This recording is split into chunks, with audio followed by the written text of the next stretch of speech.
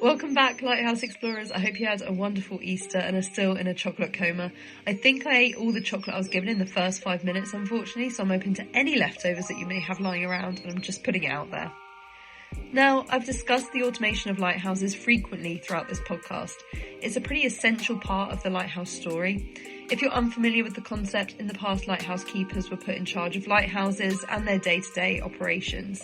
Keepers would be stationed at lighthouses on land or at sea and would ensure that they were there to guide seafarers through treacherous areas of the coastline or at dangerous locations out at sea. Although some keepers do still remain, for the most part, as technology improved, the need for lighthouse keepers slowly dwindled as automated lights replaced more and more keepers. North Foreland Lighthouse is positioned in Kent in southeast England. It was first lit by fire in 1499 and the first lighthouse there took shape in 1636. This tower was built by Sir John Meldrum and was made of timber, among other very flimsy materials. I can't be too critical, it was the 17th century after all, but unsurprisingly the tower was burnt to a crisp around 50 years later in 1683.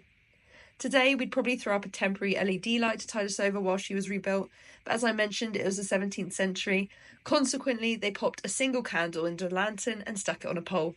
Probably extremely ineffective, but fortunately for seafarers on the east coast, the lighthouse, which still stands today, was built in 1691. This tower came to be cared for by the trustees of Greenwich Hospital from 1719 until Trinity House purchased her in 1832.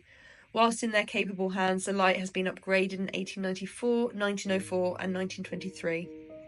In the late 1960s, automation began to be introduced across the United Kingdom. Slowly but surely, lighthouses were losing their keepers and were to be run from Trinity House in England or the Northern Lighthouse Board in Scotland and the Isle of Man. In 1998, the final lighthouse keepers were stationed at North Foreland Lighthouse. The last 6 lighthouse keepers were Dave Appleby, Colin Bale, Dermot Cronin, Tony Homewood, Barry Simmons and Tristan Sturley. Their service was completed in the ceremony on the 26th of November 1998, attended by the late Prince Philip. If you're interested in learning more about the automation of lighthouses, I recommend checking out the records over on Trinity House website and following along on this podcast, but I'm biased on the latter, so feel free to stick to the former. Thank you for joining me today, Lighthouse Explorer. I'll see you next time for the next episode.